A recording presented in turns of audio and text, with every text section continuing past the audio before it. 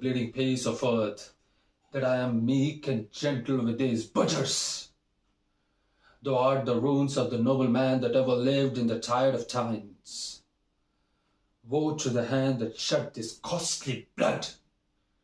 O'er thy wounds now do I prophesy, which like dumb mouths to ope their ruby lips to beg the voice and utterance of my tongue. A curse shall light upon the limbs of all men. Domestic fury and fierce civil strife shall cumber all the parts of Italy.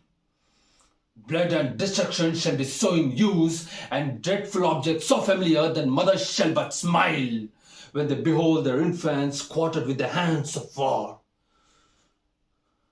A pity choked with the custom of fell deed, and sees a spirit ranging for revenge with Aja by his side, coming hot from hell in this confines with the monarch's voice, cry havoc!